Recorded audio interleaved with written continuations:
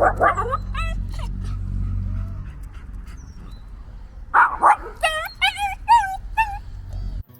I'm Tracy. And I'm Travis. We're two Americans who just moved with our Minature Husky, Tabasco, from our home in Texas to the city of Leiden, the Netherlands. We're not quite sure what the future holds for us, but we're excited to share our journey with you.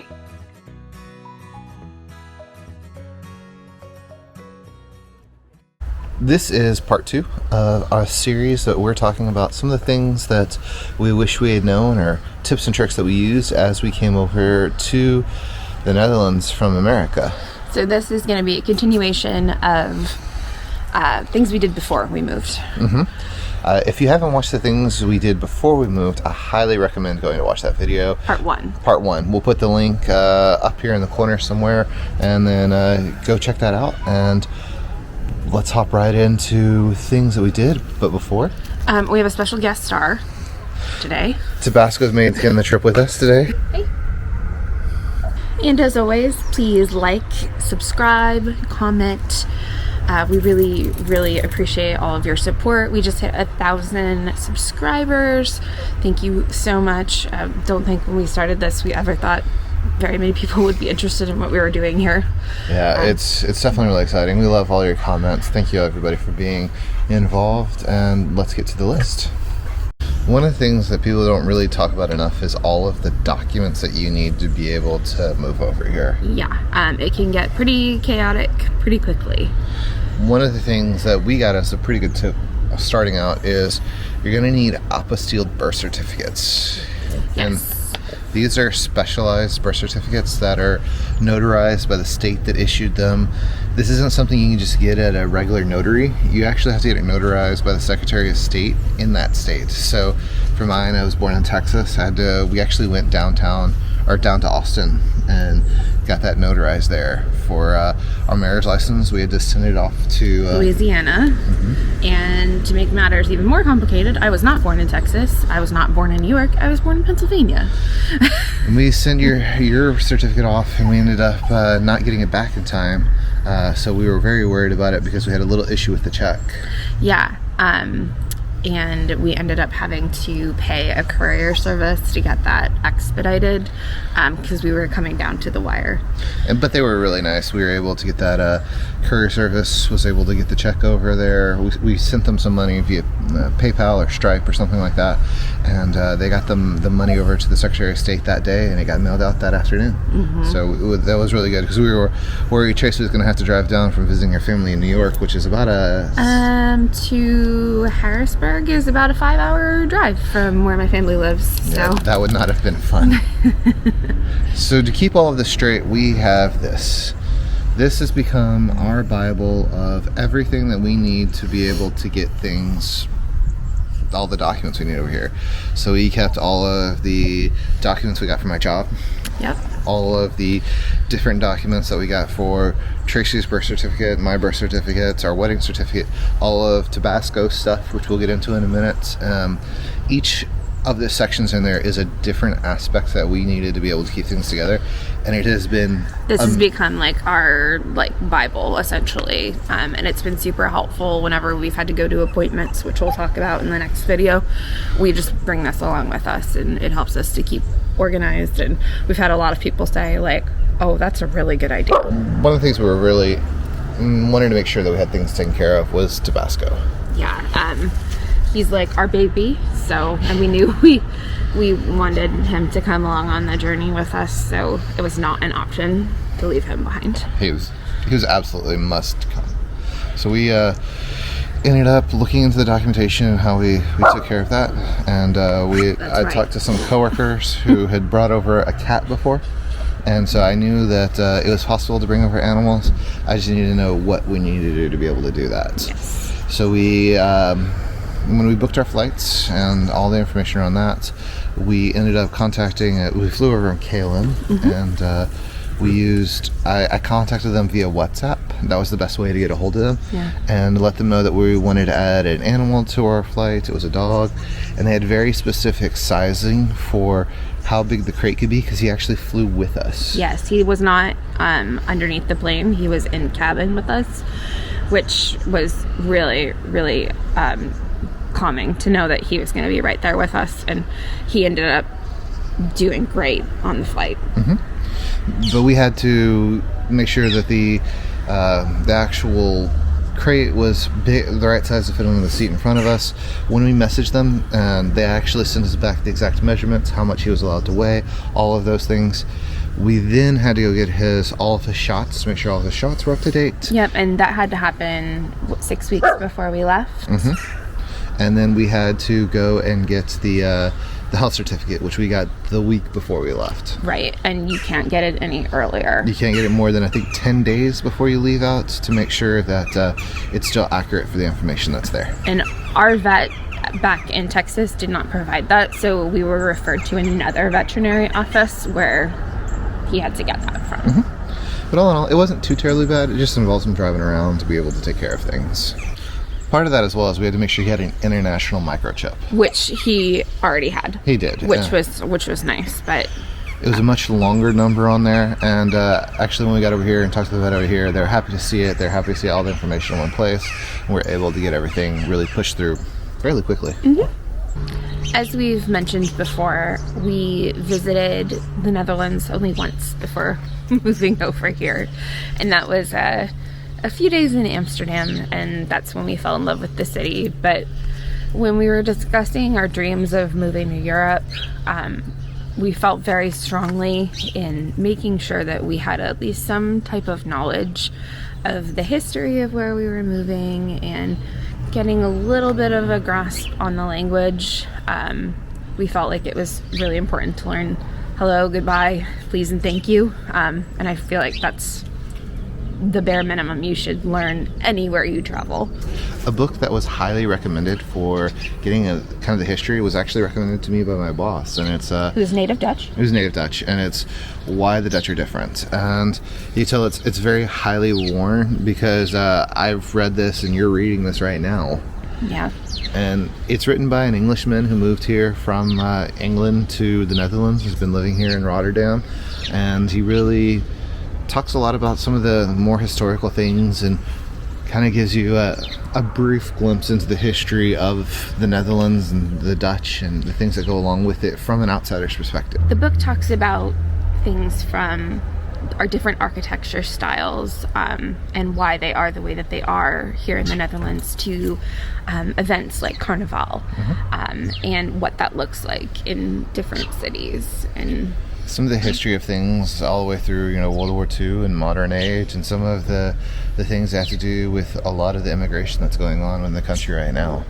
It's definitely a read that I would recommend for anybody who's moving to the Netherlands to get some grasp of kind of the culture and the history of things. And we will put the link in the description below if you're interested in reading it. Definitely recommend. It helps us to feel like we are more immersed in some of the history of the Netherlands. The company did take care of some things that were really helpful along the way. The relocation service was really great. As far as getting back to me and talking real quick on things, we did have to deal with them being different hours than we were, and that was its own set of things, but that's kind of life now since we've been here. They were able to take care of all the visas that we needed, all of the work permits, all the things around that. They were able to get us involved. They started scheduling appointments before we even arrived, which was really helpful, so we had an idea of where we're going. Super helpful, because a lot of the services were incredibly backed up. So we were able to secure appointments up to 2 weeks into us living here. Yeah, it was really great, and they really helped us out with that, and they took care of a relocation and things like that. We had to preload it, but we did get that money. Yeah, that definitely was a downside, and something you should carefully consider before moving over here is that we had to front basically all of the costs and wait for your reimbursement. Yeah. Some of the best advice that we got before moving over here was to, again, do our research. For myself, I'm a planner. And I'm very curious about what other people think in their experiences. So we joined the Americans in the Netherlands Facebook group, and we also found one that was more specific to the city we decided to live in, which is Leiden. Leiden has an expat group for not just Americans, for anyone who's relocating here. And then there's some fun ones that we joined, like American Cooking in the Netherlands, where people kind of commiserate with foods that they're missing and people come up with solutions for that. But those groups have been like a complete wealth of knowledge, from travel to COVID to food, like I said, or housing. It's been such a great resource, and we've used that search bar in those groups a ton to figure out what we needed to do before we moved here, plus everything. I mean, we still use it to this day.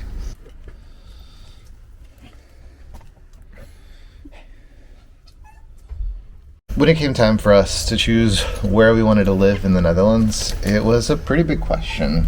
Yeah, I mean, we had only seen Amsterdam, and frankly, we were a little overwhelmed by the possibility of living in Amsterdam.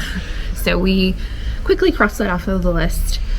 Based on where your work was located, I mean, we didn't anticipate you working from home as long, but with the location, we had to take that into consideration. So cities like Rotterdam were really out of the question. So we narrowed it down to, I would say, 3 places. It was really what was in the half-hour range from work. So we looked at some housing in Den Haag, in Utrecht, and then Leiden. Mm-hmm.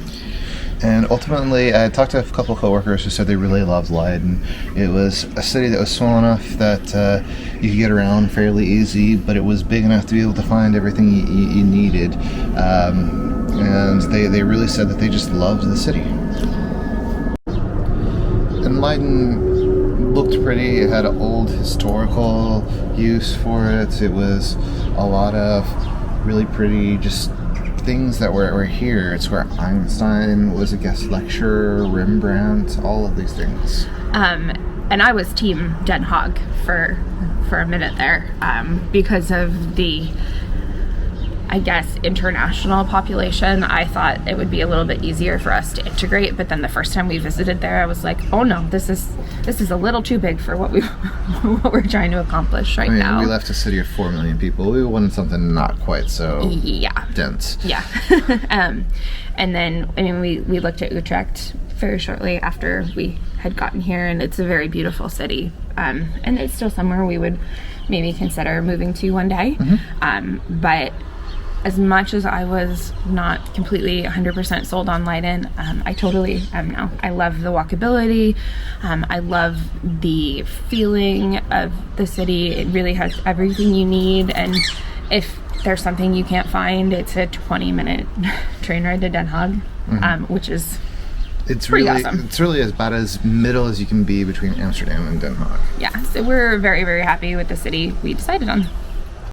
When it came time for us to find a place to actually live, as far as an apartment or house, and we watched a lot of House Hunters International, and we kind of had an idea of what our must-haves would be whenever we got over here. So what were yours? My must-haves is I needed a place where I could work, because I knew I'd be working from home at least some, so I needed to have a place. And I really wanted to have a space for this little guy right here. Yeah, so a garden was definitely top priority. We wanted him to have a little bit of space to run around and explore. At our home in Houston, he had a pretty big yard to run around. But this breed of dogs is very much little Houdinis, and they like to escape, so we needed to make sure we had a fenced-in yard here. Mm-hmm. And then I think both of us wanted a good kitchen, because we both love to cook. We wanted to have a second bedroom, primarily for my office area, but to be able to use as a guest bedroom as well.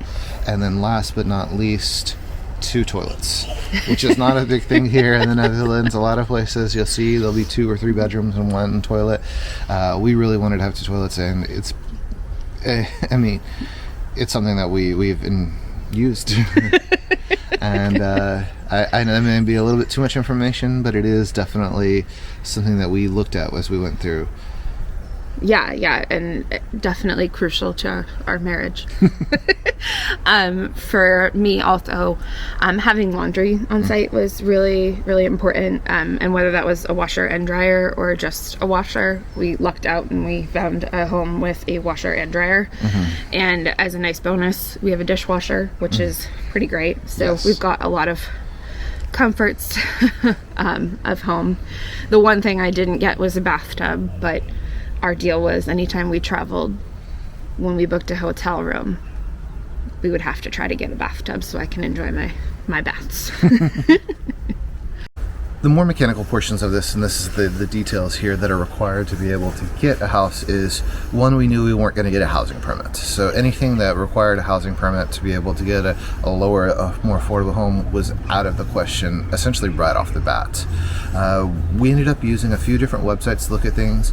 The one I heard recommended the most was funda.nl, which was helpful, but by the time I contacted a lot of people there, they would already say that they had somebody else that was already interested, or something that somebody was already looking at the place, and I would be put on a list essentially. So that's what took us to Parias, and that one seemed to post things about a day quicker than Funda. So that meant that we got put in the front of the line, and that's ultimately where we found our house. So we put in our search criteria that we wanted to have Budget. Our budget. We put in that we wanted to have a garden. We put in our space requirements, how many bedrooms we wanted. We were wanting a furnished place because we knew that we wouldn't have all of our stuff coming over. And there is two different apartments that are styles that are not furnished. One is a shell and one is upholstered. So a shell just means that it's pretty much bare walls, there's no flooring, any of that type of stuff. And then the unfurnished just means, or the upholstered means that it has things like drapery, and it has a flooring, things like that. So the bare minimum that we would take would be an upholstered, and we would really, really like to have something that was furnished.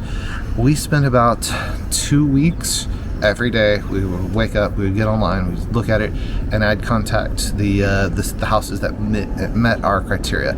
And to the very end, we were still looking at Utrecht houses and things like that as well, because at the very least we could look at them, maybe do a virtual tour with them, and then decide if we didn't want them. When it came time for us to contact this house, we did contact them. We let them know we had a dog, wanted to make sure that was okay. They said, sure. We just had to put in a little bit more deposit to be able to make that happen.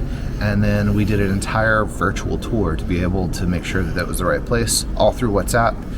We contacted them, and then we got the house, which was really great. But we also needed to get electricity, water, all of those types of things. Internet, which we'll cover some of the things that we got when we got here in the next video. But I want to say really a big thank you to Vincent from Rent Today. He helped me out a ton whenever we were looking for power companies, whenever we were looking for water stuff, any questions I had.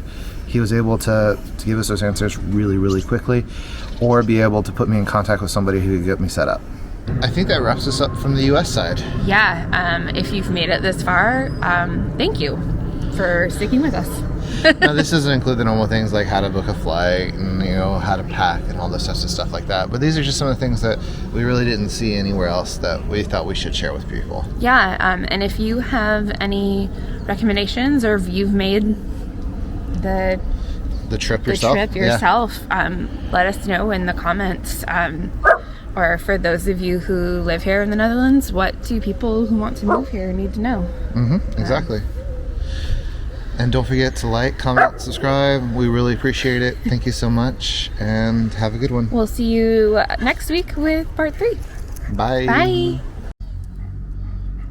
What you see? See another dog? I think he really wants to go play with that dog. I would say so. Yeah.